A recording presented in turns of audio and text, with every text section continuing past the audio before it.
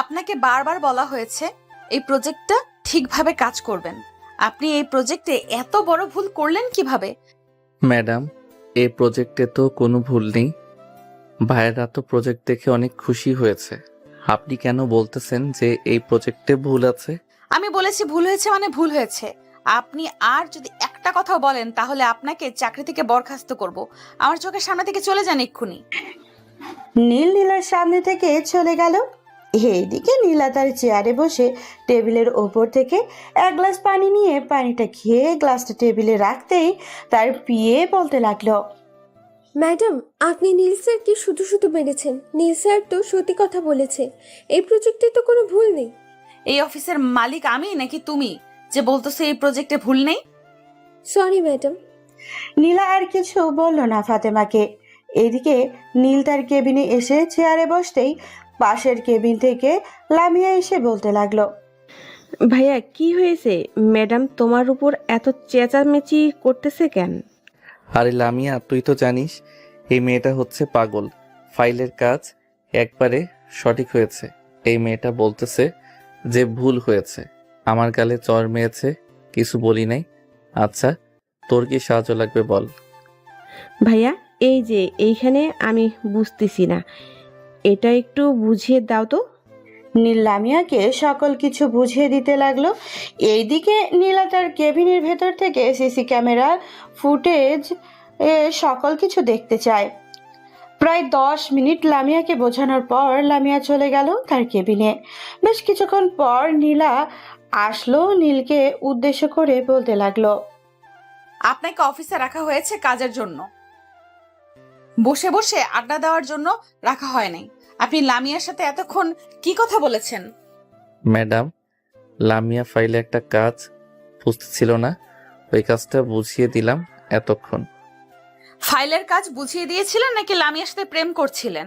আর যদি কখনো দেখি আপনি এই অফিসের কোনো মেয়ের সাথে কথা বলেছেন তাহলে আপনার ব্যবস্থা নেব আমি। আপনার মতো দজ্জাল ম্যাডাম যদি অফিসে থাকে তাহলে অফিসে আর কাজ করতে হবে না। মনে মনে যত ইচ্ছা বকে নেন, তাতে আমার কোনো যায় আসে না। আমি এই অফিসের নতুন বস। এখন থেকে আমার নিয়মে আপনাদেরকে চলতে হবে।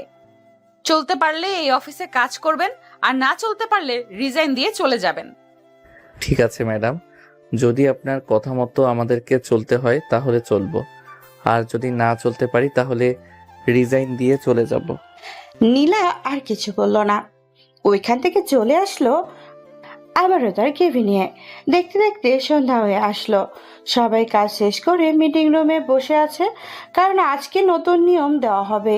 বেশ কিছুক্ষণ পর মিটিং রুমে প্রবেশ করলো নীলা। নীলাকে দেখে সবাই দাঁড়িয়ে গেল। ওইদিকে নীলা সবাইকে উদ্দেশ্য করে বলতে লাগলো, সবাই শোনো, আজ থেকে সকাল 8টার সময় অফিসে প্রবেশ করতে হবে। 8টা মানে ঠিক 8টা, 1 মিনিটের যাতে দেরি না হয়। আর 1 মিনিট দেরি হলে মাইনে কাটা যাবে 500 করে।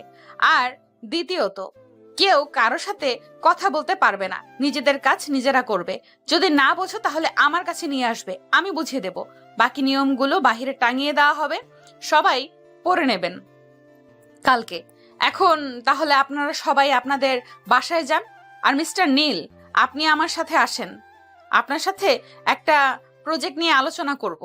ম্যাডাম, এখন তো আমাদের অফিস ছুটি হয়ে গেছে, এখন কেন আমি আপনার সাথে মিটিং করব? কালকে মিটিং করব, এখন করতে পারবো না। আপনাকে আমি এখন বলেছি প্রজেক্টটা নিয়ে আলোচনা করবেন, মানে প্রজেক্টটা নিয়ে আলোচনা করবেন। আমি যখন আপনাকে ছুটি দেব তখন আপনি বাসায় যাবেন। নীল কোনো কথা বলতে পারছে না। চুপচাপ চলে আসলো নীলার সাথে নীলার কেবিনে। বেশ কিছুক্ষণ বসে রইলো দুইজন একসাথে। প্রায় 10 মিনিট বসে থাকার পর নীলা বলতে লাগলো, এই যে এই প্রজেক্টটা আজকে রাতের মধ্যে আপনি আমাকে বুঝিয়ে এরপর বাসায় যাবেন। ম্যাডাম, এই প্রজেক্টটা তো অনেক বড়, আর বোঝাতে বোঝাতে সারা রাত লেগে যাবে। আর এটার কোনো ডকুমেন্টও নাই যে আমি আপনাকে নির্দিষ্টভাবে বুঝিয়ে দিতে পারবো। আমি আপনার কাছে এত কথা শুনতে চাইছি না। আপনাকে বলেছি আমাকে বুঝিয়ে দেওয়ার জন্য, জাস্ট আপনি বুঝিয়ে দেবেন। এখন কিভাবে বুঝিয়ে দেবেন, কতক্ষণ সময় লাগবে, এইসব আমার জানার দরকার নেই। আপনি হচ্ছেন একটা ফালতু মেয়ে। অফিসে সবাই চলে গেছে বাসায়, আর আপনি আমাকে এখানে বসে কাজ বুঝে নিতেছেন। আপনার কাছে গুষ্টি কিলাই। আমি আপনার কাজ করব না, ডিজাইন দিব আজকে। আপনি তো এমনি এমনি রিজাইন দিতে পারবেন না। অফিসে জয়েন করার আগে আব্বুর কিছু নির্দেশ মেনে এরপর জয়েন করেছিলেন, মনে আছে তো? কাজ বুঝেন, কাজ বুঝিয়ে দিতেছি। আর আমি আজকে পুরোটা বুঝিয়ে দিতে পারবো না, অর্ধেকটা বুঝিয়ে দিব, বাকিটা কালকে বুঝিয়ে দিব। ঠিক আছে। নীল নীলাকে বুঝিয়ে দিতে লাগলো। প্রায় 3 ঘন্টা বোঝানোর পর নীলা নীলকে উদ্দেশ্য করে বলতে লাগলো, ম্যাডাম, রাত 12টা বেজে গেছে, এখন তো আমাকে যেতে দেন। প্রায় 2 কিলোমিটার পথ হেঁটে যেতে হবে, এখন রিক্সা পাবো না। ঠিক আছে, এখন তাহলে আপনি যান, আর কালকে 8টার মধ্যে অফিসে থাকবেন। যদি 1 মিনিট দেরি করে আসেন তাহলে 500 টাকা কেটে নেব। ঠিক আছে ম্যাডাম, এখন তাহলে যাই আমি। এই বলেই নীলা চলে আসলো বাহিরে। বেশ কিছুক্ষণ হাঁটার পর একটা বাস পেয়ে গেল। বাসে উঠে সিটে বসে পড়তেই বাসের হেল্পার বলতে লাগলো, কি ব্যাপার ভাই, আগে তো প্রতিদিন সন্ধ্যা 7টার সময় আমাদের বাসে উঠতেন, আজকে রাত 12টার সময় আসলেন যে? অফিসে একটু জরুরি মিটিং ছিল তো, আর এটার জন্য আর কি আমি তাড়াতাড়ি আসতে পারি নাই। ও আচ্ছা, আজকে যদি গাড়ি না পেতেন তাহলে তো 3 কিলোমিটার পথ হেঁটে যেতে হতো। আপনার আল্লাহ আপনাকে বাঁচাইছে। হ্যাঁ, আল্লাহ আমাকে বাঁচাইছে আজকের মতো। নীল গাড়ি থেকে নেমে তার বাসার থেকে হাঁটা দিল, কারণ বাস স্ট্যান্ড থেকে 2 মিনিট হাঁটলেই বাসা। রাত প্রায় 12:30 বেজে গেছে। নীল কলিং বেল বাজাতেই তার আম্মু এসে দরজা খুলে দিল। নীলকে এত রাতে অফিস থেকে আসতে দেখে তার আম্মু বলতে লাগলো, কি রে নীল, আজকে এত দেরি হয়েছে কেন? অফিসে কি কোনো সমস্যা হয়েছে? তুই তো আগে কখনো দেরি করে আসিস নাই। আরে না আম্মু, অফিসে কোনো সমস্যা হয় নাই। ওই ম্যাডামের সাথে আর কি একটা জরুরি প্রজেক্ট নিয়ে মিটিং করেছিলাম তো, তাই আর কি কখন যে রাত 12টা বেজে গেছে টের পাই নাই। আমি ফ্রেশ হয়ে আসতেছি, আমার জন্য খাবার রেডি করো। আবার কালকে সকাল সকাল অফিসে যাইতে হবে। ম্যাডামের করা নির্দেশ আছে, সকাল 8টায় অফিসের ভিতরে থাকতে হবে। যদি না থাকতে পারি তাহলে 500 টাকা কেটে নেবে। আচ্ছা যা, ফ্রেশ হয়ে আয় তুই, আমি খাবার রেডি করতেছি। আর তোকে সকাল সকাল ডেকে দেবো নি, যাতে তুই তাড়াতাড়ি ঘুম থেকে উঠে অফিসে চলে যেতে পারিস। হ্যাঁ আম্মু, আমি তাহলে এখন রুমে যাই। এই বলে নীল চলে গেল তার রুমে। বেশ কিছুক্ষণ পর নীলের আম্মু নীলের রুমে খাবার নিয়ে আসলো। নীল তার আম্মুকে দেখে বলতে লাগলো, আম্মু, তুমি খাবার নিয়ে এসেছো কেন? আমি তো নিচে গিয়ে খেতে পারতাম। এমনিতেই তুই অনেক ক্লান্ত হয়ে এসেছিস, আমি আর চাইছি না যে তুই আর নিচে গিয়ে খা। এটার জন্যই আর কি তোর রুমে নিয়ে আসলাম। এখন তাড়াতাড়ি খাবার খেয়ে নে। নীল তাড়াতাড়ি খাবার খেয়ে ঘুমের দেশে পাড়ি জমালো। পরদিন সকালে 7টায় নীল ঘুম থেকে উঠে ফ্রেশ হয়ে হালকা পাতলা নাস্তা করে তাড়াতাড়ি অফিসে চলে গেল। গিয়ে দেখে সবাই বসে আছে। ঘড়ির দিকে তাকাতেই দেখতে পেল সকাল 8টা 2 বাজে। এটা দেখে নীল মনে মনে বলতে লাগলো, ও শিট, এত তাড়াতাড়ি ঘুম থেকে উঠেও অফিসে আসতে পারলাম না তাড়াতাড়ি। এখন জানি ম্যাডাম কি বলে। ওই তো আসতেছে অহংকারী ম্যাডাম। নীল চুপচাপ দাঁড়িয়ে আছে। এমন সময় নীলা সামনে এসে দাঁড়িয়ে বলতে লাগলো, আজকে আপনি 2 মিনিট লেট করে এসেছেন অফিসে, এটার জন্য আপনাকে বেতন থেকে 500 টাকা কেটে নিলাম। এখন আপনি আপনার কেবিনে গিয়ে কাজ করেন। ম্যাডাম, আপনি যেহেতু আমার বেতন থেকে 500 টাকা কেটে নিয়েছেন, সো এখন এক কাজ করেন, আপনি আমার কেবিনে গিয়ে আমার কাজগুলো করে নেন। কারণ আমার বেতন প্রতিদিন হিসাব করলে এই ধরেন 800 থেকে 900 টাকা। আমি আজকে আর কাজ করব না, আজকে অফিসে আসলাম না এটা ভেবে আপনি আমার কাজটা করে নেন। এই বলে নীল ওইখান থেকে চলে যেতে যাবে। এমন সময় পেছন থেকে নীলা নীলের শার্টের কলার টেনে ধরে তার দিকে ঘুরিয়ে ঠাস ঠাস করে চড় মারল তার গালে। আর বলতে লাগলো, সামান্য মাত্র একজন কর্মচারী হয়ে আমার মুখের উপরে কথা বলতেছো, এটার জন্য তোমার শাস্তি এটা। আর যদি কখনো আমার মুখের উপরে কথা বলো তাহলে এখন তো একটা দিয়েছি, পরের বার 3টা দেব। চুপচাপ দিয়ে তোমার কেবিনে বসে কাজ করো। নীল রাগী চোখে একবার নীলের দিকে তাকিয়ে চলে আসলো তার কেবিনে। চুপচাপ বসে কাজ করতেছে। এমন সময় তার কেবিনের ভেতরে প্রবেশ করলো ইকবাল। নীলের গালের দিকে তাকিয়ে ইকবাল বলতে লাগলো, কি ব্যাপার নীল, তোর গালে এটা কিসের দাগ? মনে হচ্ছে তো কেউ তোকে চড় মারছে। আর বললেন না, ইকবাল ভাই আজকে 2টা মিনিট দেরি করে এসেছে বলে সে আমার মাইনে থেকে 500 টাকা কেটে নিয়েছে। এখন আমি বলছিলাম যে আজকে আর অফিস করব না, এটার জন্য সে আমার শার্টের কলার টেনে ধরে তার দিকে ঘুরিয়ে ঠাস করে চড় মারছে। অফিসের বস হয় এটার জন্য কিছু বললাম না তাকে। যদি বস না হতো তাহলে দেখতেন কি করতাম। এখন কি দরকারে এসেছেন তাড়াতাড়ি বলেন, আবার দেখলে চেঁচামেচি করবে। আমি ম্যাডামের কেবিন থেকে আসলাম, এই ফাইলটা দিয়েছে, বলেছে যে পুরো কাজ কমপ্লিট করে আজকে বাসায় যাওয়ার জন্য। মানে এই ফাইলের কাজ করতে তো 2 দিন সময় লাগবে। আমি কাজ করতে পারবো না ম্যাডাম। আমি কাজ করতে পারবো না। ম্যাডামকে গিয়ে বলবেন যে আমি এই কাজ পারি না। আমি যেতে পারবো না, এমনিতেই ম্যাডাম রেগে আছে, কিসের জন্য জানি না। এখন যদি আমি যাই আমাকে ধরে পিটাইবো, তার চাইতে তুমি যাও। ভাই এত যদি ভয় পান তাহলে কাজ করার জন্য আসলেন কেন? দেন ফাইলটা, আমি যাইতেছি। এখন যদি বেশি ঘাটতেরামি করে আমার সাথে তাহলে আমি কতটা ঘাটতেরা এটা দেখিয়ে দিব। এই বলে নীল ফাইলটা নিয়ে চলে আসলো ওইখান থেকে। নীলার কেবিনের দিকে নীলা তার বেস্ট ফ্রেন্ডের সাথে কথা বলতেছে। এমন সময় নীলকে দেখে নীলা তার বেস্ট ফ্রেন্ডকে বলতে লাগলো, একটু ওয়েট করো, আমি কিছুক্ষণ পর কথা বলতেছি। এই বলে কলটা কেটে ফোনের স্ক্রিনটা বন্ধ করে টেবিলের উপরে রেখে নীলের সামনে দাঁড়িয়ে বলতে লাগলো, আপনাকে এই ফাইলটা দিয়েছি কাজ করার জন্য, এটা আবার নিয়ে এসেছেন কেন আমার কাছে? এই ফাইলের কাজ শেষ করতে করতে আমার 3 থেকে 4 দিন সময় লাগবে।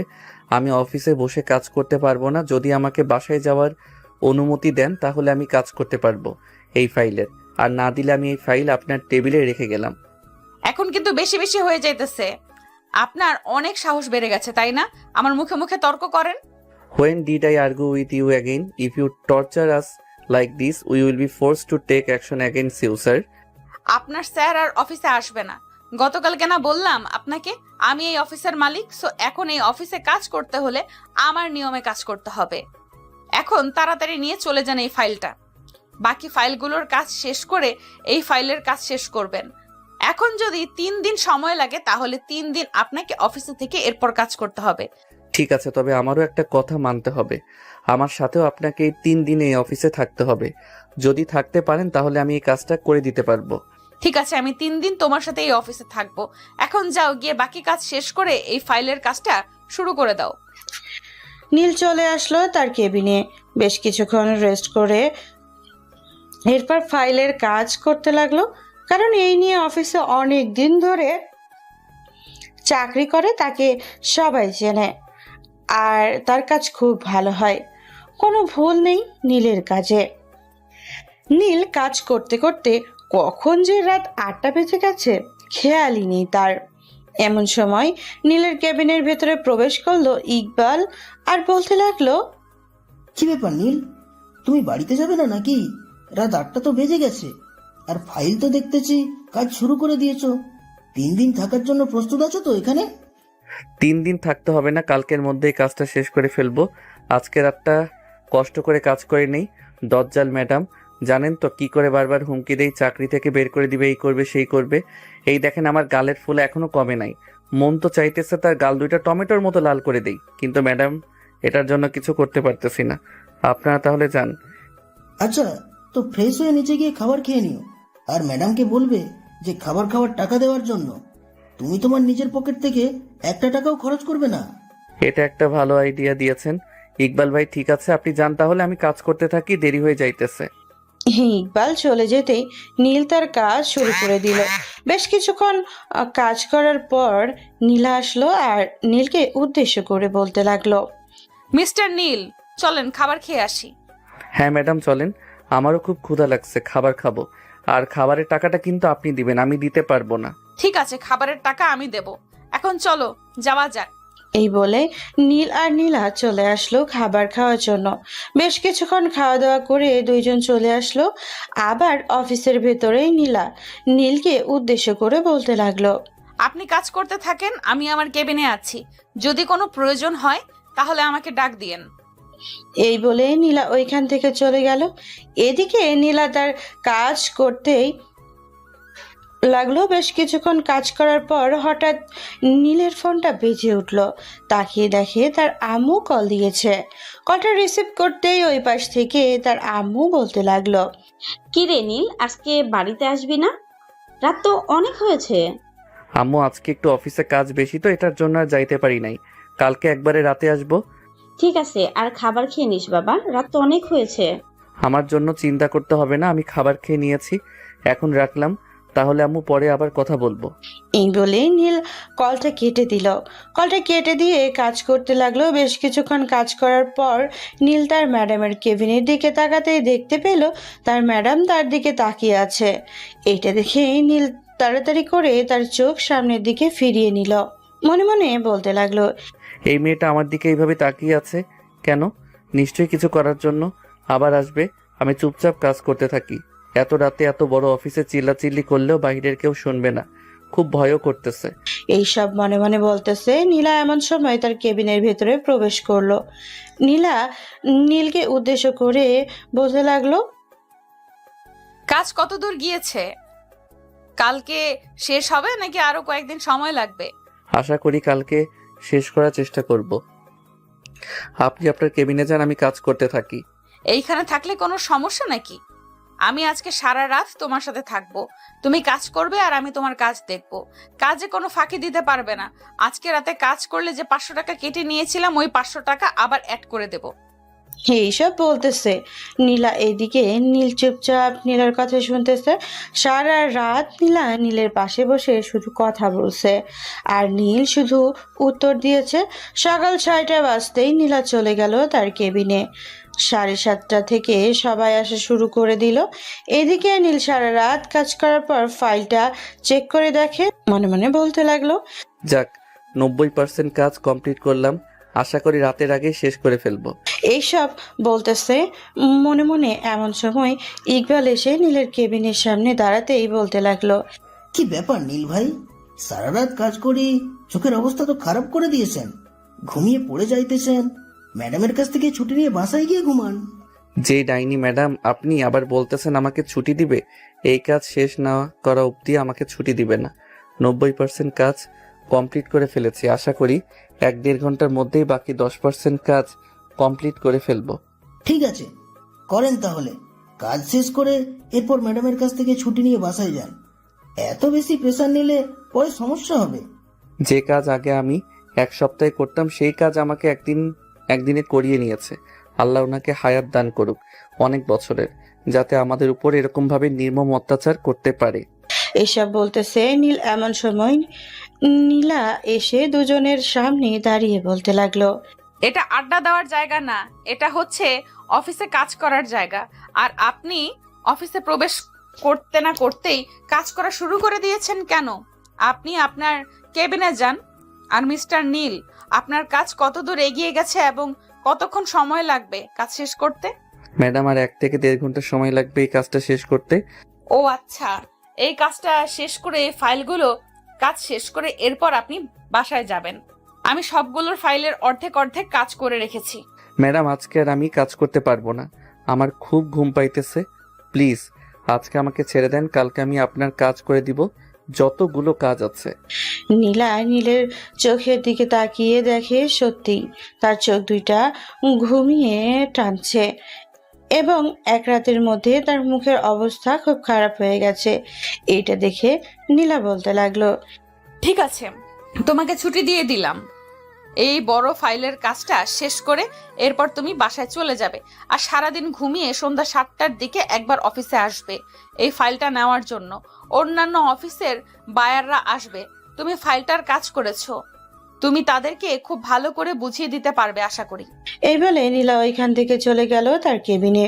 বেশ কিছুক্ষণ পর নীলা তার কাজ শেষ করে ফাইলটা জমা দিয়ে চলে গেল বাসায়। ফ্রেশ হয়ে খাওয়া দাওয়া করে ঘুমের দেশে পাড়ি জমালো নীল। বিকাল 5টার নীলের ঘুম ভেঙে যেতেই নীল ফ্রেশ হয়ে চলে আসলো নিচে। তার আম্মুকে উদ্দেশ্য করে বলতে লাগলো, আম্মু, আমি অফিস যাইতেছি। রাতে 9টায় চলে আসবো। খাবার রান্না করে রাখো। ঠিক আছে, যা তাহলে। আমি খাবার রান্না করে রাখবো নে। নীল চলে আসলো বাহিরে। একটা রিক্সা নিয়ে অফিসের উদ্দেশ্যে রওনা দিল। বেশ কিছুক্ষণ পর চলে আসলো অফিসে। নীলাকে দেখে নীলা বলতে লাগলো, আপনাকে তো বলেছিলাম সন্ধ্যার সময় আসার জন্য, আপনি এত তাড়াতাড়ি চলে এসেছেন। ঘুম ভেঙে গেছে তাই চলে এসেছি। কাজগুলো একটু এগিয়ে রাখি। এখন বাইরেরা আসবে, তখন না হয় তাদেরকে বুঝিয়ে দিয়ে এরপর আমি বাড়িতে চলে যাব। ঠিক আছে, ফাইলগুলো আপনার কেবিনে আছে, আপনি গিয়ে ফাইলগুলো দেখিয়ে নেন। নীলার কিছু না বলে চলে আসলো তার কেবিনে। বসে বসে ফাইল দেখতেছে। দীর্ঘ 2 ঘন্টা পর কয়েকজন মেয়ে বায়ার আসলো। নীল চলে আসলো বড় একটা কেবিনের ভেতরে। এসে দেখে সবাই বসে আছে। নীল সবাইকে উদ্দেশ্য করে বলতে লাগলো, আপনাদের কাজগুলো কমপ্লিট করে ফেলেছি। আপনারা একবার চেক করে এরপর আমাকে বলেন, আমি আপনাদেরকে ফাইলটা বুঝিয়ে দিব। আপনার মতো একজন স্মার্ট ছেলের কাজগুলো করেছে কোনোভাবেই তো ভুল হতে পারে না। আপনি আমাদেরকে বুঝিয়ে দেন তাহলেই হবে। নীল মুচকি একটা হাসি দিয়ে ফাইলটা বুঝিয়ে দিল। যখন সবাই চলে যাবে এমন সময় ফারিয়া নামের একটা মেয়ে নীলের কাছে এসে বলতে লাগলো, আপনার ফোন নাম্বারটা একটু দেবেন, রাতে আপনার সাথে কথা বলবো। অবশ্যই, কেন দিব না। 01719 এটা হচ্ছে আমার ফোন নাম্বার। ফারিয়ার নাম্বার নিয়ে চলে যেতেই নীল পেছনে থাকতে দেখে নীলা আর রাগে মুখ লাল করে বসে আছে। নীল মাথা নিচু করে বলতে লাগলো, ম্যাডাম, এখন তাহলে আমি বাসায় চলে যাই। সকল কাজ তো কমপ্লিট করে ফেলেছি, আর 9টা বেজে গেছে। এখন না গেলে গাড়ি পাবো না আর। প্লে বয় হওয়ার শখ তোর, তাই না? তোর প্লে বয় হওয়ার শখ মিটিয়ে দিতেছি আমি। এই বলে নীলা চেয়ার থেকে উঠে এসে নীলের চুলগুলো টেনে ধরে নীলের ঠোঁটের সাথে তার ঠোঁট একত্রিত করে দিল। এইটা দেখে তো নীল পুরোই অবাক। এদিকে নীলা নীলের ঠোঁট কামড়ে ধরেছে ঠিক, কিন্তু বারবার জোরে জোরে কামড় দিতেছে। এটা থেকে নীল মৃদু স্বরে চিৎকার দিতেছে।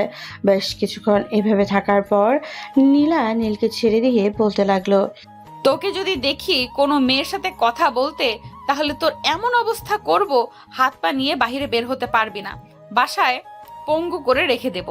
আমাকে এখনো চিনিস না। ম্যাডাম, আপনাকে চেনা হয়ে গেছে আমার অনেক আগেই, কিন্তু আপনি যে এতটা খারাপ এটা জানতাম না। আমার মতো একটা বিবাহিত পুরুষকে আপনি লিপ কিস করেছেন, এটা একদম মানায় না। সিঙ্গেল হলে বলতে পারতাম খুব ভালো করেছেন, কিন্তু আমি তো মিঙ্গেল। আমার বউ যদি জানতে পারে তাহলে আমার কি অবস্থা করবে জানেন? মানে তুই যদি বিবাহিত হস, তাহলে তোর কাগজপত্রের ওইখানে বিবাহিত লেখা ছিল না কেন? আমি তো বিয়ে করেছি মাত্র 3 মাস হয়েছে, আর আমি তো এই অফিসে চাকরি করি প্রায় 3 বছর বা 4 বছরের মতো হবে। ওই সময় তো আমি বিয়ে করি নাই, তাই আর কি ওই জায়গায় লেখা ছিল না। তাহলে আমার লিপকিস আমাকে ফিরিয়ে দে। এখন কিভাবে তুই আমার লিপকিস ফিরিয়ে দিবি আমি জানি না, এখন ফিরিয়ে দিতে হবে, মানে এখনই ফিরিয়ে দিবি। এই বলেই নীলা দাঁড়িয়ে রইল। এদিকে নীল কি করবে বুঝে উঠতে পারছে না। নীল মনে মনে বলতে লাগলো, যেহেতু ম্যাডাম আমাকে কিস করেছে, সো আমি ম্যাডামকে কিস করলে শোধবোধ হয়ে যাবে, তাহলে তো আর কোনো কিছু করতে হবে না। যেই ভাবা সেই কাজ। নীল নীলাকে আবারও জড়িয়ে ধরে কিস করতে লাগলো।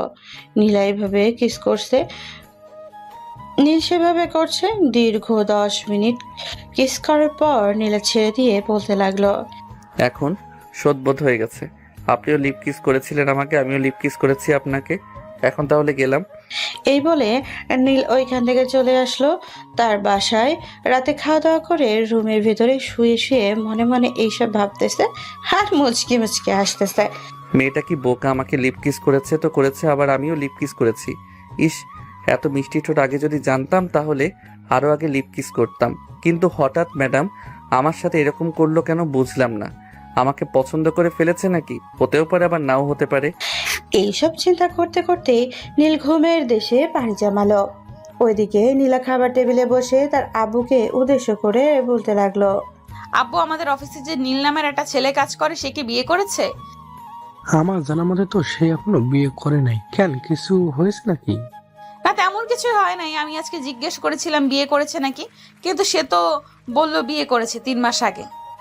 তাহলে আমি বলতে পারতেছি না সে বিয়ে করেছে নাকি। তবে তুই এক কাজ কর, আমাদের অফিসে ইকবাল নামে একটা ছেলে কাজ করে, কালকে তাকে জিজ্ঞেস করিস, সে বলে দিবে।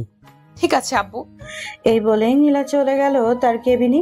বিছানায় শুয়ে শুয়ে এইসব ভাবতে ভাবতে ঘুমের দেশে নীলাও পাড়ি জমালো। এদিকে ফারিয়া নামের মেয়েটা নীলকে কল দিল, কিন্তু নীল ফোন রিসিভ করলো না, কারণ সে এখন ঘুমে বিভোর হয়ে আছে। এদিকে ফারিয়া মনে মনে বলতে লাগলো, মনে হয় ঘুমিয়ে গেছে, রাত তো আর কম হয় নাই। আমিও ঘুমাই, কালকে সকালে না হয় কল দিব। এসব বলতে বলতে ফারিয়াও ঘুমের দেশে বাড়ি জমালো। পরের দিন সকাল 7টায় নীল ঘুম থেকে উঠে ফ্রেশ হয়ে রুমে আসতেই দেখতে পেল তার ফোনটা বাজতেছে। অচেনা নাম্বার। কলটা রিসিভ করতেই ওই পাশ থেকে ফারিয়া বলতে লাগলো, কেমন আছেন? আর কালকে রাতে আপনাকে ফোন দিয়েছিলাম, ফোন রিসিভ করেন নাই কেন? কালকে রাতে তো আমি ঘুমিয়ে গিয়েছিলাম, আর আপনি যে ফোন দিয়েছেন আমি দেখি নাই সকালে উঠে। আপনি তো সেই মেয়েটা যে আমার নাম্বার নিয়েছিলেন অফিস থেকে, তাই না? হ্যাঁ, আমি সেই মেয়েটা। তো এখন অফিসে যাবেন নাকি? হ্যাঁ, আমি এখন অফিসে যাব, ফোন রাখলাম। আর আমাকে ফোন দিলে দুপুর 2টার সময় ফোন দিবেন। অফিসে থাকলে ফোনে কথা বলতে পারবো না, ম্যাডাম খুব রাগী মানুষ, কথা বলতে দেখলে বকাঝকা করবে। তাহলে আমাদের অফিসে চলে আসেন, আমি আপনার কাজের ব্যবস্থা করে দিব। না না, আমি এই অফিসে চাকরি করি অনেক বছর ধরে। এখন যদি চাকরিটা ছেড়ে দিই তাহলে বড় স্যার জিজ্ঞেস করবে কেন ছেড়ে দিয়েছি, অনেক কথা বলবে। ঠিক আছে, চাকরি করেন তাহলে এখন ফোন রাখলাম, আমি অফিসে যাব, দুপুরে ফোন দিব, কল রিসিভ করেন। এই বলে ফারিয়া কলটা কেটে দিল। এদিকে নীল চলে আসলো অফিসে, তার কেবিনে বসে কাজ করতেছে। এমন সময় ইকবাল আসলো আর বলতে লাগলো, নীল, তুমি কিন্তু এই কাজটা একদম ঠিক করো নাই। মিয়া, তোমার সাথে এতদিন ধরে চলাচল করি, তুমি বিয়ে করেছো, আমাকে একবারও জানাও নাই। এটা কিন্তু একদম ঠিক করো নাই। কেন ইকবাল ভাই, আমি আবার কি করলাম? আরে মিয়া, কে বলেছে আমি বিয়ে করেছি? আমি এখনো বিয়ে করি নাই। বিয়ে করলে তো আপনারা জানতে পারতেন। তাহলে ম্যাডাম যে বলল তুমি বিয়ে করেছো, এটা কি মিথ্যা? ও আচ্ছা, এটা ম্যাডাম বলেছে। আসলে ম্যাডাম একটু আমার উপর জেলাস ফিল করে, তো এটার জন্য আমি আর একটু জেলাস ফিল করার জন্য এসব বলেছি। ম্যাডাম যদি জিজ্ঞেস করে তাহলে বলবেন যে বিয়ে করে ফেলেছি। ঠিক আছে, তুমি যেভাবে বলবে সেভাবেই হবে। এখন তুমি কাজ করো, আমি আমার কেবিনে গেলাম। ইকবাল চলে গেল তার কেবিনে। এদিকে কলে সকল কিছু শুনছে নীলা। দুপুরে খাবার খাওয়ার জন্য সবাই চলে গেল ক্যান্টিনে। এদিকে নীল সবকিছু গুছিয়ে যে ক্যান্টিনের দিকে যেতে যাবে, এমন সময় নীলা ডাক দিয়ে বলল, নীল, আজকে তুমি আমার সাথে খাবার খাবে, ভেতরে আসো। নীল ভেতরে আসতেই দরজাটা লাগিয়ে দিয়ে দুইজন বসে পড়লো খাবার খাওয়ার জন্য। খাবার খাইতেছে দুইজন, এমন সময় নীলের ফোনটা বেজে উঠলো। তাকিয়ে দেখে ফারিয়া কল দিয়েছে। নীল একবার নীলার দিকে তাকিয়ে কলটা রিসিভ করে কানের কাছে নিতেই ফারিহা বলতে লাগলো, কি করো, খাবার খাচ্ছ এখন নাকি? হ্যাঁ, খাবার খাইতেছি, খাওয়া দাওয়া শেষ করে আমি ফোন দিব। ফোন রাখলাম তাহলে এখন। ঠিক আছে, খাওয়া দাওয়া শেষ করে ফোন দিবে, কিন্তু অপেক্ষায় রইলাম। এই বলে নীল কলটা কেটে দিল। এদিকে নীলা নীলের দিকে তাকিয়ে চোখ দুইটা বাঁকা করে বলতে লাগলো, ফারিয়া কল দিয়েছে তাই না? না, ফারিয়া কল দেয় নাই, আমার বউ কল দিয়েছে। খাওয়া দাওয়া করে এরপর ওর সাথে কথা বলবো। আচ্ছা, তোর ফোনটা দে, আমি তোর বউয়ের সাথে কথা বলবো, দেখি তোর কিরকম বউ হয় উনি। এই বলে নীলা নীলের ফোনটা নিয়ে কল দিল ফারিয়ার নাম্বারে। বেশ কিছুক্ষণ পর ফারিয়া কলটা রিসিভ করে বলতে লাগলো, কি ব্যাপার, এত তাড়াতাড়ি খাওয়া শেষ নাকি আমার সাথে কথা বলার জন্য ফোন দিয়েছো খাবার না খেয়ে? আমি নীল না, আমি নীলের বস নীলা বলতেছি। কালকে নাম্বার নিলেন, আবার আমার অফিসের কর্মচারীর সাথে রিলেশন করতেছেন, এটা কিন্তু একদম ঠিক না। আপনাকে সতর্ক করে দিলাম, আপনি আর ফোন দিবেন না নীলকে। আমি 100 বার ফোন দিব নীলকে, আমার পছন্দ হয়ে গেছে। দরকার পড়লে কালকে নীলকে বিয়ে করব, তবুও আমার নীলকে লাগবে। নীলকে বিয়ে করলে আপনি কোনো কিছুই পাবেন না, কারণ নীলের সবকিছু আমার কাছে আর আমার সবকিছু নীলের কাছে। আপনি চাইলে আমি দেখাতে। মানে বুঝলাম না, কি দেখাতে চাইতেছেন? ওয়েট করেন, আমি দেখাচ্ছি আপনাকে। এই বলে ফারিয়া হাত ধুয়ে চলে আসলো সামনে। নীলের চেয়ারটা গুতলিয়ে নীলের ঠোঁটের সাথে তার ঠোঁট একত্রিত করে একটা পিক তুললো। পিক তোলা শেষ হতেই ফারিয়ার হোয়াটসঅ্যাপে পাঠিয়ে দিল। এটা দেখে ফারিয়া বলতে লাগলো, আপনি কাজটা একদম ভালো করছেন না, নীলকে আমার কাছ থেকে কেড়ে নিলেন। আপনার আগে আমি পছন্দ করেছি নীলকে, আর সামনে বিয়ে করব নীলকে, আপনাকে ইনভাইট করব। এই বলে নীলা ভয়েসটা সেন্ড করে রেখে দিল। নীলাকে উদ্দেশ্য করে নীলা আবার বলতে লাগলো, আর যদি দেখি কোনো মেয়ের সাথে কথা বলতে, তাহলে তোর ঠোঁট সেলাই করে রেখে দিব। তুই এখনো আমাকে ভালোভাবে চিনিস না। আপনি আমার কে হন যে আমাকে এভাবে শাসন করতেছেন? আমি যার সাথে ইচ্ছা তার সাথে কথা বলবো, তাতে আপনার কি? নীলা নীলের শার্টের কলার টেনে ধরে বলতে লাগলো। তুই হচ্ছিস আমার জান, মানে হচ্ছে তুই আমার বর এখন থেকে। হ্যাঁ, আমি আপনাকে আগেই বলেছি আমি বিবাহিত। আপনি কেন আমার পিছু পিছু ঘুরঘুর করতেছেন? এতই যদি ভালো লাগে তাহলে ইকবাল ভাইকে বিয়ে করেন, উনিও বিবাহিত। তুই যে বিবাহিত না এটা আমি অনেক আগেই জেনে গেছি। তো আমার সাথে বাটপারি করা ছেড়ে দে, এইসব আমার একদম পছন্দ না। শেষবারের মতো বলে দিলাম তোকে, আর যাতে কোনোদিনও মিথ্যা কথা না বলিস। এখন যা, গিয়ে কাজ কর, আর তোর ফোন আমার কাছে থাকবে। এখন থেকে অফিস থেকে যাওয়ার সময় তোর ফোন নিয়ে যাবি। নীল চুপচাপ চলে গেল তার কেবিনে। এদিকে নীলা তার কেবিনে বসে কাজ করতেছে। এমন সময় নীলের ফোনটা বেজে উঠল। তাকে দেখে নীলের আম্মু কল দিয়েছে। নীলা কলটা রিসিভ করতেই ওই পাশ থেকে নীলের আম্মু বলতে লাগলো। হ্যালো নীল, তুই আজকে ছুটি নিয়ে একটু বাসায় চলে আয়। তোর মামা মামি আর মামা তো বোন আসতেছে, বাজারে যেতে হবে, তোর আব্বু তো অফিসে। নীলের মামাতো বোনের বয়স কত? হঠাৎ ওই পাশ থেকে মেয়ে কণ্ঠ শুনে নীলের আম্মু অবাক হয়ে গেল। কি বলবে বুঝে উঠতে পারছে না। বেশ কিছুক্ষণ পর চুপ থাকার পর নীলের আম্মু বলতে লাগলো। নীলের মামাতো বোনের বয়স 18 বছর। আর আপনি কে? আপনি নীলের ফোন কোথায় পাইছেন? আমি হচ্ছি নীলের বস, তবে এখন থেকে ওর হবু বউ আমি। 2 দিন পর আপনাদের বাসায় আসবো। আপনারা নীলের বিয়ে ঠিক করবেন না অন্য কোথাও? নীলের বিয়ে তো ঠিক হয়ে গেছে। নীলের মামাতো বোন আসলে রাতে বিয়ে হবে, আপনি নীলকে পাঠিয়ে দিন। এটা বলেই নীলের আম্মু কলটা কেটে দিল। নিজের আম্মুও বেশ মজার মানুষ। উনি বুঝতে পেরেছে যে নীলাকে পছন্দ করে তার বস। এদিকে নীলা চলে আসলো নীলের কাছে। নীলকে উদ্দেশ্য করে বলতে লাগলো। হঠাৎ বাসায় যাওয়ার জন্য কেন বলেছে? আর আপনি কেন যাবেন আমার সাথে? এই নীল চল, তোদের বাসায় যাব। তোর আম্মু কল দিয়েছে, বলেছে বাসায় যাওয়ার জন্য। তোকে যে বিয়ে করব ওইটার জন্য কথা বলতে যাব, চল আমার সাথে। তোর আম্মু নাকি তোর মামাতো বোনের সাথে বিয়ে ঠিক করে রেখেছে, ওরা নাকি আজকে আসতেছে। আজকে দেখি তোকে কিভাবে বিয়ে করে। আপনাকে যেতে হবে না, আপনি আমার বস, বসের মতো থাকেন। আর আপনাকে আমার পছন্দ না। আপনি দেখতে একেবারে অসুন্দর এবং অনেক রাগী। দেখ, এখন বেশি কথা বলবি না। অফিসে কিন্তু অনেক মানুষ আছে, অপমান করলে আমি অপমান করতে পারি, কিন্তু অপমান করব না। ভালোই ভালোই বলতেছি, চল আমার সাথে। নীল বুঝতে পারছে নীলা অনেক রেগে গেছে। নীলাকে নিয়ে চলে আসলো তাদের বাসায়। কলিং বেল দিতেই নীলের আম্মু সে দরজা খুলে দিল। নীলের সাথে নীলাকে দেখে বলতে লাগলো। কি রে নীল, এই মেয়েটা কে? আগে তো কখনো দেখি না। ওই মেয়েটা হচ্ছে আমার অফিসের বস, আমার হবু বউকে দেখতে এসেছে। নীলের কথা শুনে নীলের কান টেনে ধরলো আর বলতে লাগলো।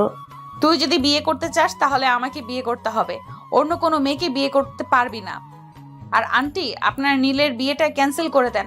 আমি যখন বলেছি নীলকে বিয়ে করবো, তো আমিই বিয়ে করব, অন্য কেউ করতে পারবে না। আচ্ছা, আগে বাড়ির ভিতরে এসো, এরপর কথা বলতেছি। আর নীল, তুই এই লিস্টের সকল জিনিস নিয়ে আয়। নীল চলে গেল বাজারের দিকে। নীলা সোফায় বসে আছে। এমন সময় নীলার আম্মু এসে নীলার পাশে বসে বলতে লাগলো। নীলকে অনেক পছন্দ করো তাই না? হ্যাঁ, নীলকে অনেক পছন্দ করি। প্লিজ আপনি নীলের বিয়েটা ভেঙে দেন, আমি নীলকে বিয়ে করব। আমি তো ওই সময় মজা করছিলাম যাতে তুমি আমাদের বাসায় আসো আর আমি তোমাকে দেখতে পারি। আর নীলের মামাতো বোনের বয়স 12 বছর। আমি তোমাকে মিথ্যে বলেছি। তুমি বসো, আমি তোমার জন্য কফি নিয়ে আসি। না, এখন বসতে পারবো না। এখন আমাকে অফিসে যেতে হবে, কারণ আজকে একটা মিটিং আছে। দুপুর 12টা বেজে গেছে। এখন তাহলে আমি যাই, আবার না হয় সন্ধ্যায় সময় আসবো। ঠিক আছে, যাও তাহলে। সন্ধ্যার সময় আসবে কিন্তু, অপেক্ষায় থাকবো। এই বলে নীলা চলে গেল ওইখান থেকে তার অফিসে। দুপুরে একটা সময় মিটিংটা শেষ করে বসে আছে। এমন সময় তার কেবিনে প্রবেশ করলো ইকবাল আর বলতে লাগলো।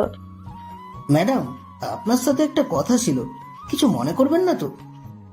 না, কিছু মনে করব না। বলো, কি বলবে? আপনি কি নীলকে পছন্দ করেন? নীলের ব্যাপারে আপনি সবকিছু জানেন নাকি?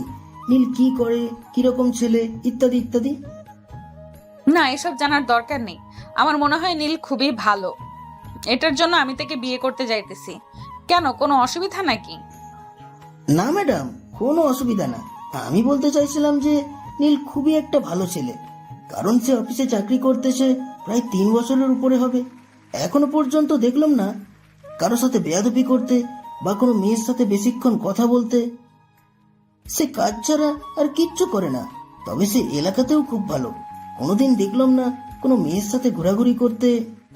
হ্যাঁ আমি জানি সে খুবই ভালো, এটার জন্য তো তাকে বিয়ে করতে চাইতেছি।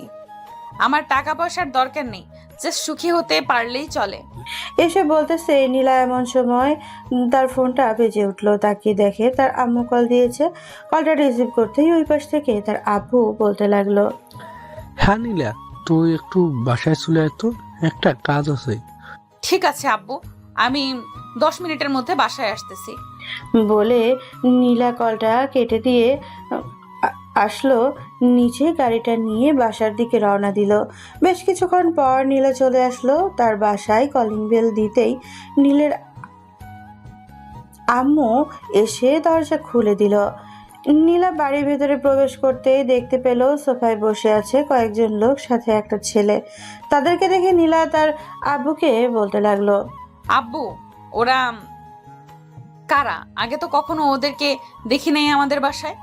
ওরা তোকে দেখতে এসেছে, ওদের যদি পছন্দ হয়ে যায় তাহলে বিয়ের কথাবার্তা বলে ফেলবো। সরি আব্বু, আমি এই ছেলেটাকে বিয়ে করতে পারবো না। আমার অন্য একটা ছেলে পছন্দ আছে। মানে তুই এসব কি বলতেছিস? অন্য একটা ছেলে পছন্দ আছে মানে? আগে আগে তো তুই কখনো আমাদেরকে বলিস নাই যে তোর অন্য একটা ছেলে পছন্দ আছে। আগে বলি নাই তো কি হয়েছে, এখন তো বলতেছি আমার অন্য একটা ছেলে পছন্দ আছে। তোমরা ওদেরকে বলে দাও যাতে চলে যাওয়ার জন্য। রফিক সাহেব, আই এম রিয়েলি সরি, আসলে আমি জানতাম না আমার মেয়ে অন্য একটা ছেলেকে পছন্দ করে। সমস্যা নেই, কারণ এখনকার ছেলে মেয়েরা তাদেরকে পছন্দ করলে বিয়ে করবে, খুব ভালোভাবে সংসার করতে পারবে। আচ্ছা এখন তাহলে আমরা চলে যাই। যারা এসেছিল নীলাকে দেখার জন্য তারা চলে গেল। নীলা ফ্রেশ হয়ে এসে তার আব্বুর পাশে বসে বলতে লাগলো, আব্বু আমি নীলকে পছন্দ করি। নীল গরিব ঘরের ছেলে হলেও আমি তার কাছে খুব ভালোভাবে থাকতে পারবো। দেখ, যাকেই পছন্দ করিস না কেন তার ব্যাপারে সবকিছু জেনে এরপরে বিয়ে করার সিদ্ধান্ত নিবি। আর তুই কি সত্যি শিওর যে নীলের সাথে থাকতে পারবি? হ্যাঁ আব্বু, আমি শিওর নীলের সাথে থাকতে পারবো। কয়েকদিন পর না হয় নীলকে আমাদের বাসায় নিয়ে আসবো, তখন নীলের সাথে কথা বলবে। ঠিক আছে, এখন যা, রুমে গিয়ে রেস্ট কর, অফিস থেকে এসেছিস। নীলা চলে আসলো তার রুমে। ফোনটা বের করে ফোন দিল নীলকে। এইদিকে নীল তার মামাতো বোনের সাথে বসে গল্প করতেছে। এমন সময় নীলার কল পেয়ে চলে আসলো তার রুমে আর বলতে লাগলো, এই সময় কল দিয়েছেন কেন? সারাদিন চোখের সামনে থাকি, তবু আপনার মন ভরে না আমাকে দেখে? না, মন ভরে না, সারাদিন দেখবো তোকে। তাতে তোর কোনো আপত্তি আছে নাকি? আপত্তি থাকলে বলতে পারিস, দেখবো না তোকে আর। না, আপত্তি থাকবে কেন? আপনার মতো একটা সুন্দরী বস আমাকে যদি দেখে তাহলে তো আমার কাছে খুব ভালো লাগে। আচ্ছা এখন ফোন রাখলাম, পরে কথা হবে। বাসায় মেহমান এসেছে তো তাদের একটু সময় দিব। ঠিক আছে, রাত 10টার সময় কল দিবি। ফোন রাখলাম তাহলে এখন। এই বলে নীলা কলটা কেটে দিল। বেশ কিছুক্ষণ পর নীল চলে আসলো নিচে, সবার সাথে বসে খাওয়া দাওয়া করে নিল। রাত 9টায় নিয়ে তার মামাতো বোন সাদিয়ার সাথে কথা বলে চলে আসলো তার রুমে। বিছানায় শুয়ে ফোন দিল নীলাকে। বেশ কিছুক্ষণ পর নীলা ফোনটা রিসিভ করলো আর বলতে লাগলো, খাওয়া দাওয়া করছো? হ্যাঁ খাওয়া দাওয়া করছি, তুমি করছো? হ্যাঁ আমিও করছি। নীলার সাথে কথা বলতে লাগলো। কথা বলতে বলতে কখন যে রাত 1টা বেজে গেছে কেউ টেরও পায় নাই। নীলাকে বাই বলে ঘুমের দেশে পাড়ি জমালো। পরের দিন সকাল 7টা নীল ঘুম থেকে উঠে ফ্রেশ হয়ে খাওয়া দাওয়া করে চলে গেল অফিসে। নীলার কেবিন থেকে ফাইল নিয়ে যেই চলে আসতে যাবে এমন সময় নীলা বলতে লাগলো, নীল একটু দাঁড়াও। নীল দাঁড়াতেই নীলা নীলের সামনে দাঁড়িয়ে নীলের ঠোঁট জোড়াতে আলতো করে চুমু দিয়ে বলতে লাগলো, এখন যাও তাহলে তুমি, আবার খাওয়ার সময় তোমাকে আদর করব। ঠিক আছে। এই বলে নীল চলে আসলো। নীল আর কেবিন থেকে তার কেবিনে কাজ করতে করতে কখন যে দুপুর হয়ে গেছে খেয়ালই নেই নীলের। বেশ কিছুক্ষণ পর নীল চলে আসলো নীলার কেবিনে। এসে দেখে নীলা কয়েকজন বায়ারদের সাথে কথা বলছে। এটা দেখে নীল ভেতরে আর গেল না, চলে আসলো ক্যান্টিনে। বেশ কিছুক্ষণ পর নীল ক্যান্টিন থেকে বের হয়ে নীল আর কেবিনে ঢুকে উকি দিতেই দেখতে পেল কেউ নেই। নীলা একা বসে আছে সিঙ্গারা খেতে খেতে। ভেতরে ঢুকতেছে নীল।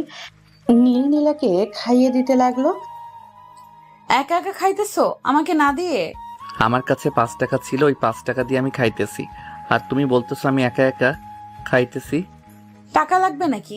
লাগলে আমার কাছ থেকে নাও। না, টাকা লাগবে না। তুমি তো খাওয়া দাওয়া করো নাই, খাওয়া দাওয়া করে নাও। আর আমার তো কাজ শেষ, আমি তাহলে এখন বাসায় চলে যাই, যদি কোনো প্রয়োজন না হয়। না, এখন বাসায় যেতে পারবো না। আমি তোমাকে নিয়ে একটু পর ঘুরতে যাব এক জায়গায়, এবং আমার কয়েকজন ফ্রেন্ডের সাথে পরিচয় করিয়ে দেব তোমাকে। ঠিক আছে, তাহলে আমি কিছুক্ষণ ঘোরাঘুরি করি। তুমি খাবার খেয়েছো নাকি? খাবার না খেয়ে ঘুরোঘুরি করা লাগবে না। এখানে বসো, আমি খাবার খাইয়ে দিতেছি এবং নিজেও খেয়ে নিতেছি। বিয়ের আগে যদি এরকম আদর করো, তাহলে আমার তো মনে হয় বিয়ের পর আমার কপালে শনি লেখা আছে।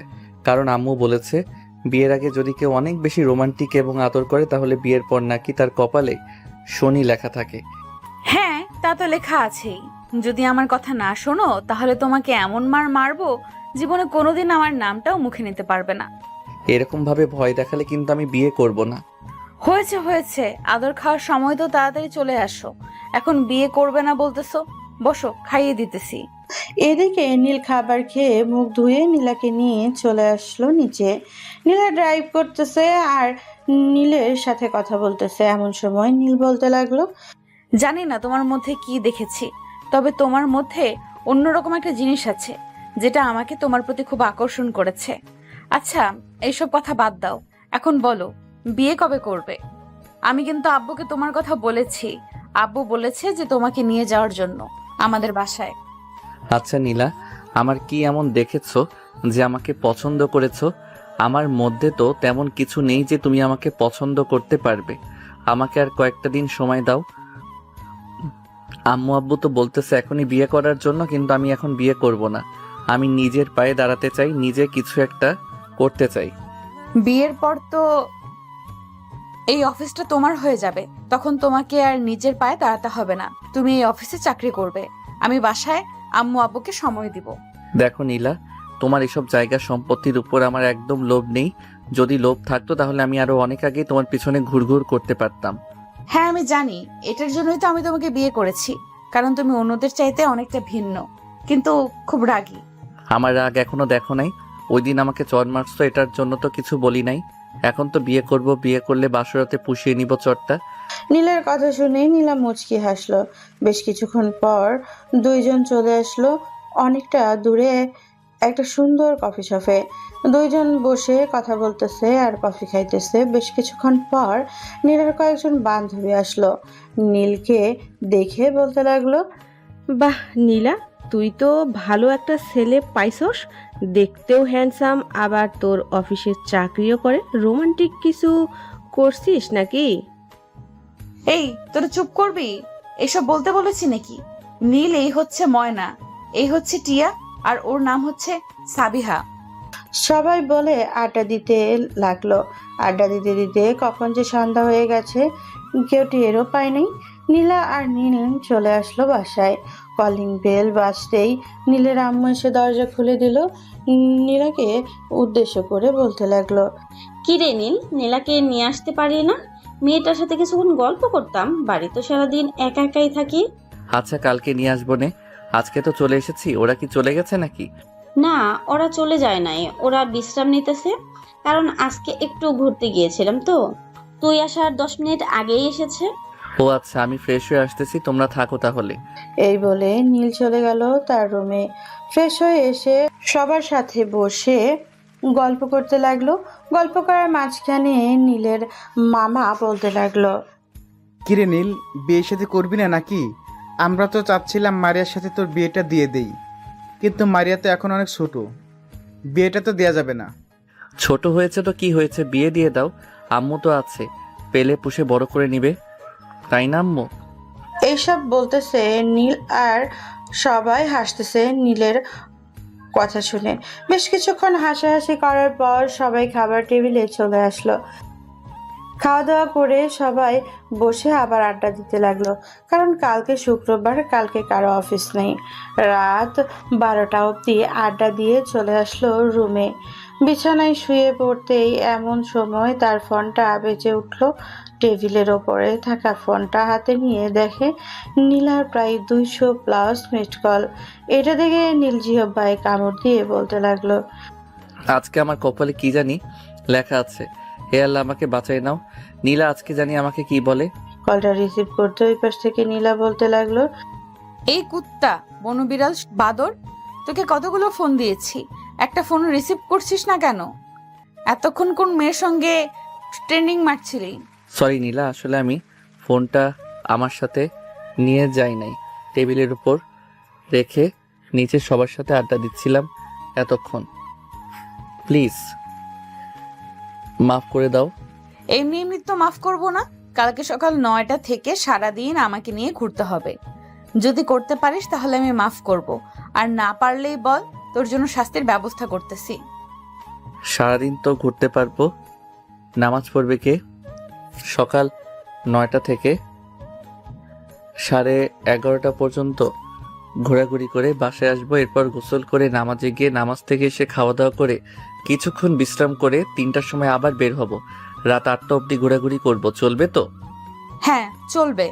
নীল নীলার সাথে রাত 2টা অবধি কথা বলে ঘুমের দেশে পাড়ি জমালো। পরদিন সকাল 9টায় নীলাকে নিয়ে বিভিন্ন জায়গায় ঘুরোঘুরি করে 11:30টার দিকে চলে আসলো বাসায়। গোসল করে 12টার দিকে চলে গেল মসজিদে। জুম্মার নামাজ আদায় করে আবারও বাড়ির দিকে রওনা দিল। হঠাৎ রাস্তায় ফারিয়ার সাথে দেখা। ফারিয়া নীলকে দেখে বলতে লাগলো, আমার কাছ থেকে কেড়ে নিয়েছে তোমাকে ওই নীলা শাকচুন্নিটা। তোমাকে নিয়ে কত স্বপ্ন দেখেছিলাম, তোমাকে বিয়ে করার পর তোমাকে অনেক ভালোবাসবো, কিন্তু আমার সব স্বপ্ন বৃথা হয়ে গেল। তা তোমরা বিয়ে করতেছো কবে? এই তো বিয়ে করতে করতে প্রায় আরো 6 থেকে 7 মাস পর বিয়ে করব। তাই এদিকে কোথায় যাওয়া হচ্ছে? সামনে একটা বান্ধবীর বাসায় আছে, তার বাসায় যাইতেছি। আচ্ছা তাহলে বাড়িতে যাও, আবার তো তোমার জন্য অপেক্ষা করতেছে নীলা। আজকে আবার শুক্রবার, নিশ্চয়ই ঘুরতে যাবে। হ্যাঁ তা তো যেতেই হবে, কারণ শুক্রবার একটা খুশির দিন।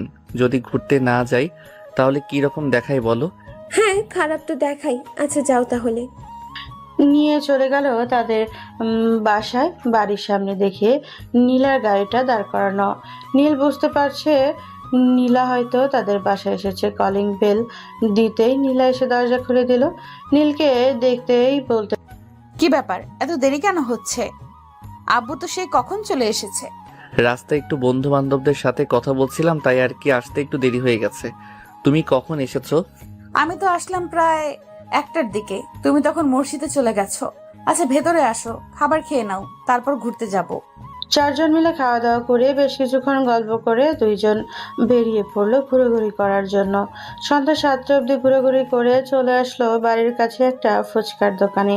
ফুচকা খেয়ে নীল চলে আসলো তাদের বাসায়, আর নীলা চলে গেল তাদের বাসায়। কলিং বেল দিতেই তার আম্মু এসে দরজা খুলে দিল।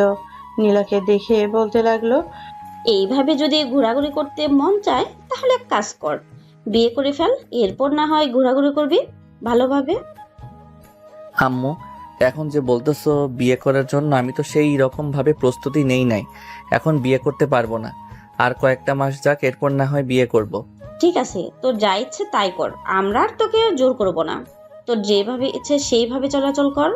নীলা চলে আসলো তার রুমে। ফ্রেশ হয়ে বিছানায় শুয়ে ফোন টিপতে লাগলো। এমন সময় তার ফোনটা বেজে উঠল। তাকিয়ে দেখে তার বন্ধু রায়হান কল দিয়েছে। কলটা রিসিভ করতেই ওই পাশ থেকে রায়হান বলতে লাগলো, কিরে শালা, আমাদেরকে তো একবারে ভুলে গেলি। একবার ফোন দিস না, দেখাও করিস না। আজকে দেখলাম তোর অফিসের বসকে নিয়ে ঘুরতে গিয়েছিস। তোর বসের সাথে কোনো লাইন আছে নাকি? হ্যাঁ লাইন তো আছে, তবে খুব শীঘ্রই বিয়ে করতে যাচ্ছি আমরা 2 জন। দাওয়াত দিবনে, তোরা তো আবার দাওয়াত খাওয়ার জন্য পাগল।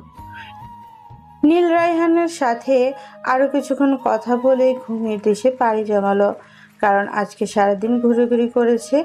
এইদিকে নীলকে আর বিরক্ত করলো না, কারণ নীল অনেক হাঁটাহাঁটি করেছে, ক্লান্ত মনে হয়। নীলাও ঘুমের দেশে পাড়ি জমালো। পরদিন সকালে 7টায় নীল ঘুম থেকে উঠে ফ্রেশ হয়ে নিচে এসে দেখে নীলা চলে এসেছে।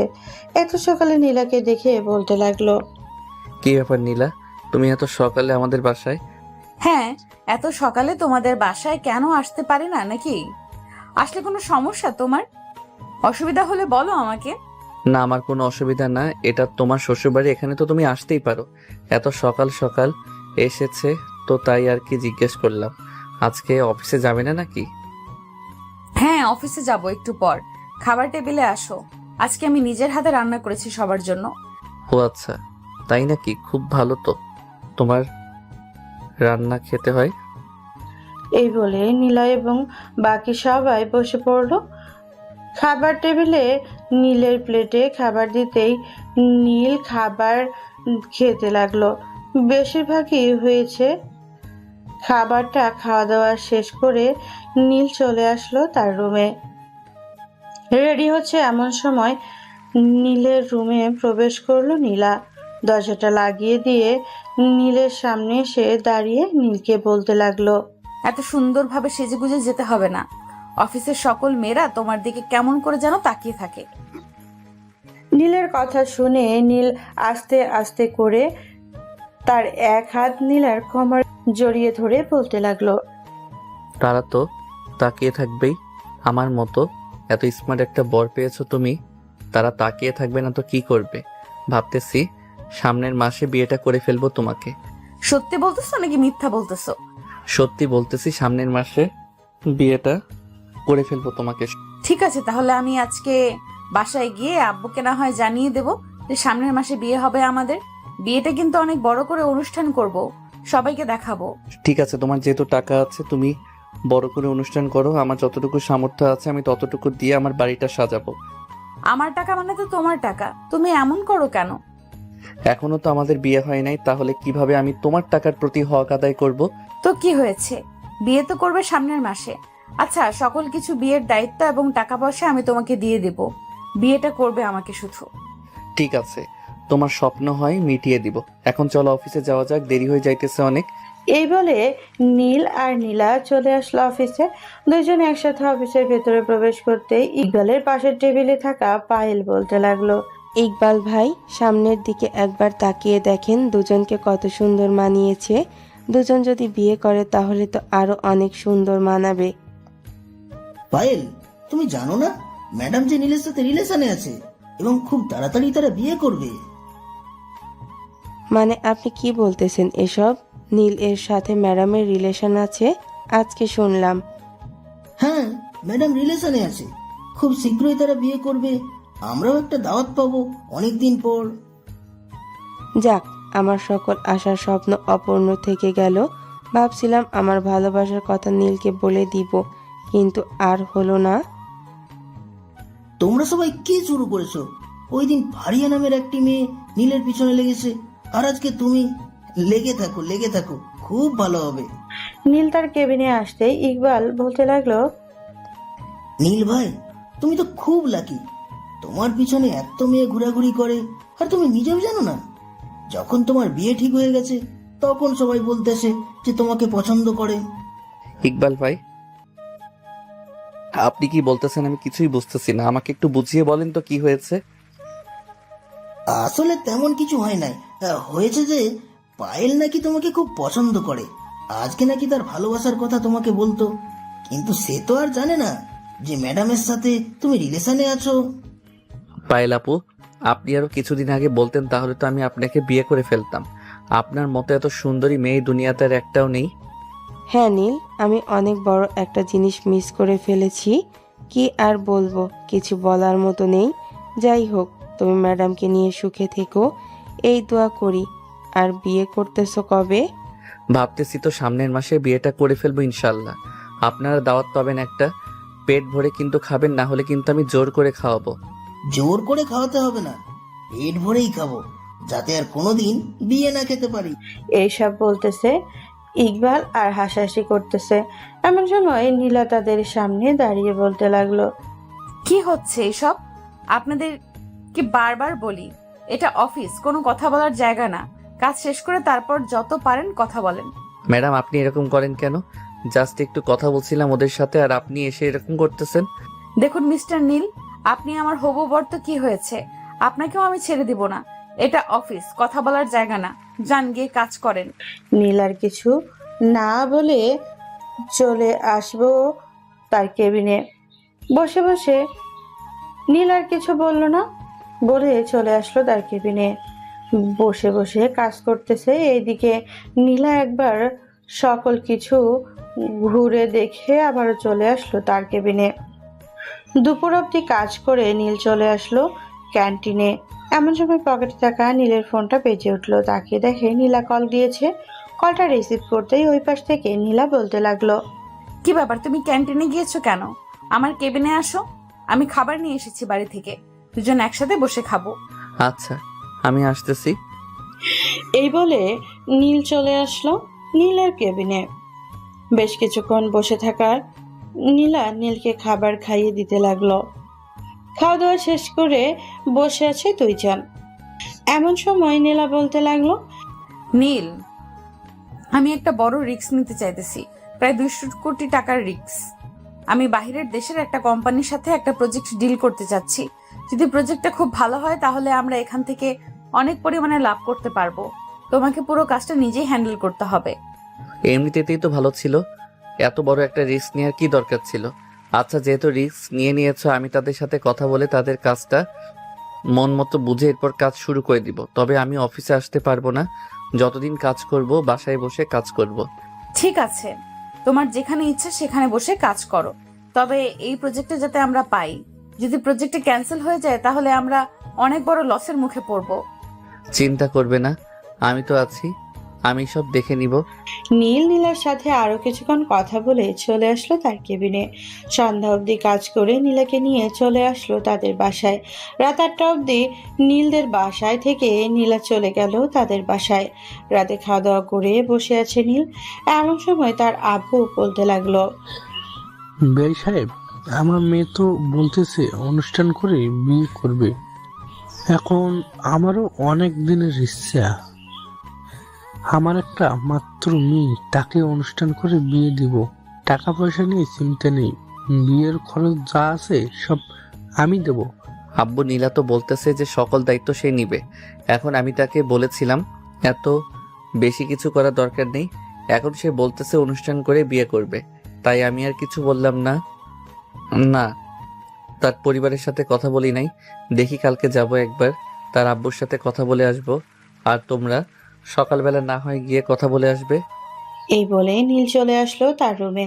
এমন সময় তার ফোনটা বেজে উঠলো। তাকিয়ে দেখে নীলা ফোন দিয়েছে।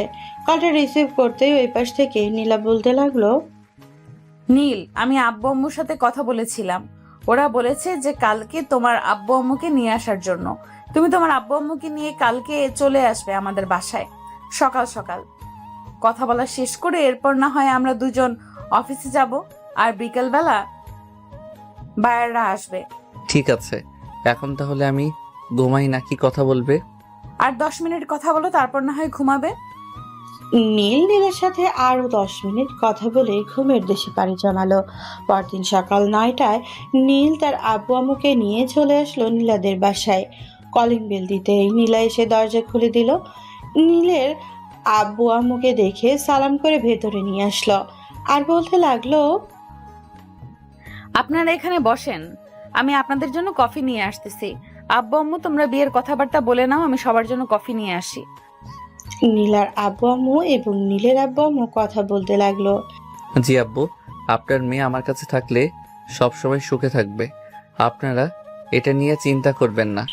ঠিক আছে, 3 তারিখে না হয় বিয়ে ফাইনাল করা হবে। 3 তারিখে শুক্রবার পড়বে।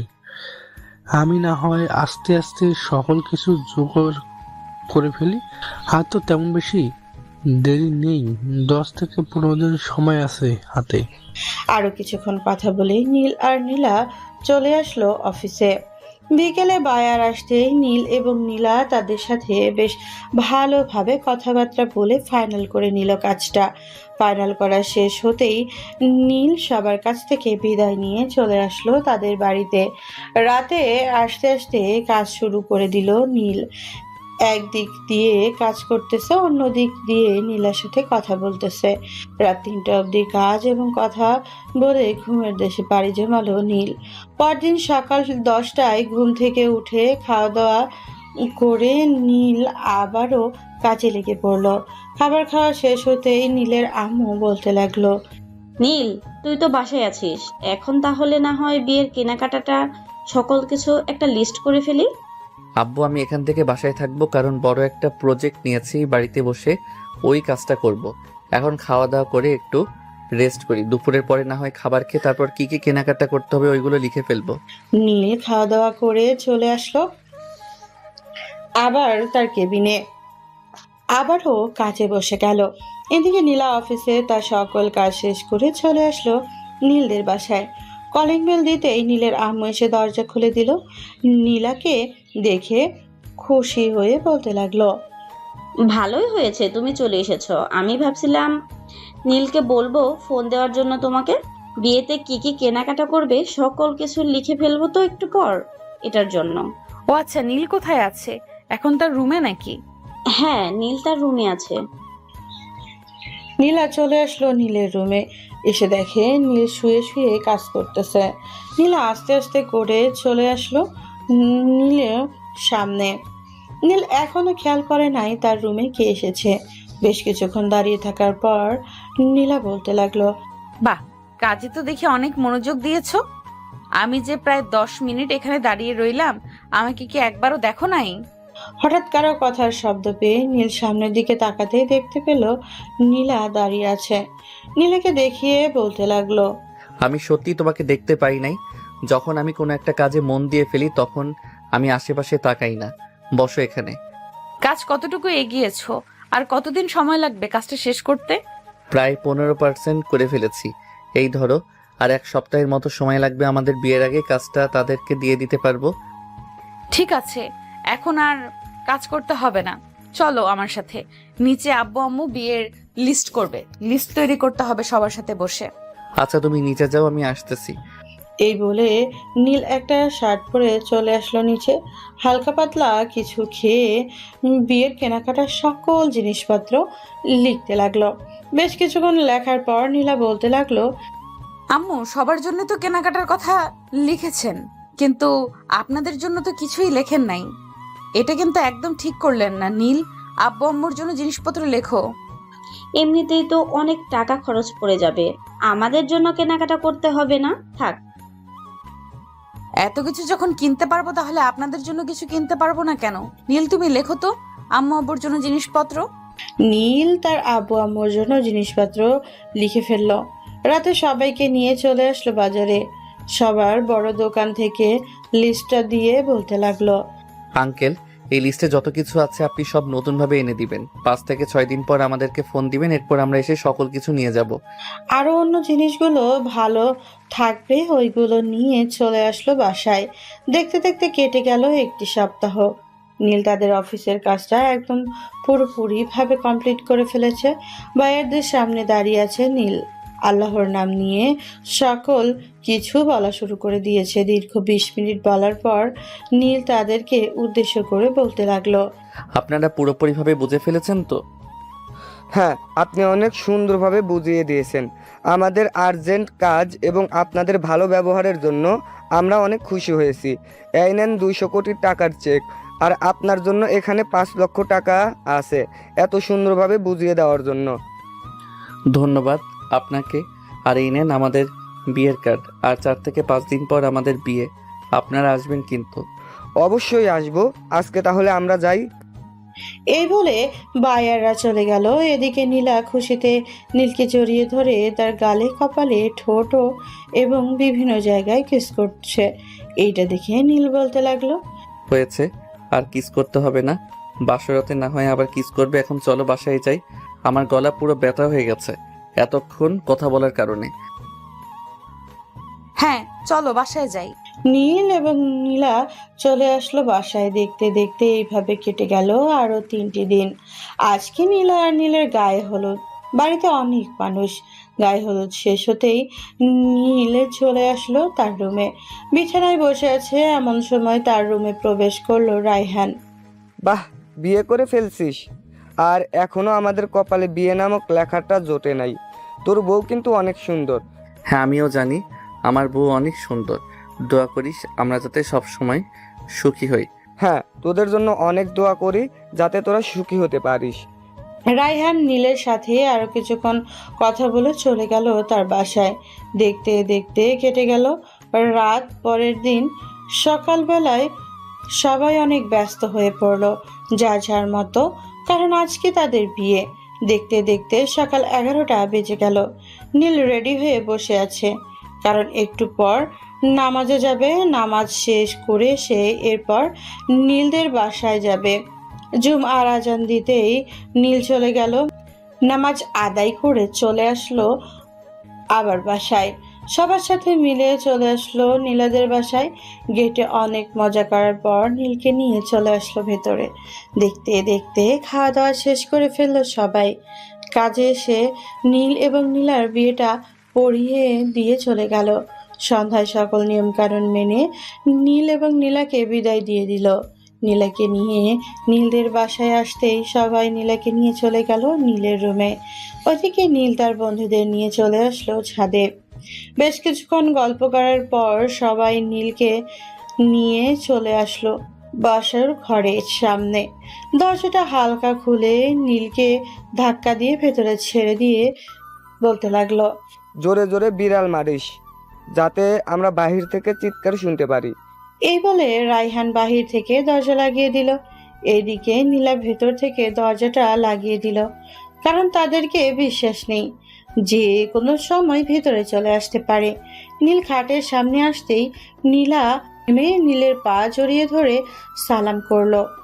সালাম করতেই নীল নীলাকে জড়িয়ে ধরে নীলার ঠোঁটের উপরে অত্যাচার করতে লাগলো। বেশ কিছুক্ষণ অত্যাচার করার পর নীলা বলতে লাগলো, দাঁড়াও, আগে এসব গহনা এবং শাড়িটা খুলে নেই, এরপর দেখি কে কতটুকু অত্যাচার করতে পারে কার উপর। এই বলে নীলা তার সকল কিছু খুলে রেখে চলে আসলো নীলের সামনে। নীলের মাথার চুল টেনে ধরে দুজনে ঠোঁট এক করে দিল। দীর্ঘ 10 মিনিট এইভাবে থাকার পর নীল নীলাকে ছেড়ে দিয়ে কোলে তুলে নিয়ে চলে আসলো খাটে আর বলতে লাগলো, আজকে তোমাকে অনেক চিৎকার করতে হবে। আজকে আমি খাট ভেঙে ছাড়বো, দেখি আমার সাথে কতটুকু পারো। এই বলে নীল খাট ভাঙার জন্য প্রস্তুতি নিতে লাগলো। নীলও রেডি আছে। বেশ কিছুক্ষণ দুজন চুম্মাচাটি করে এরপর খাট ভাঙার প্রস্তুতি নিচ্ছে।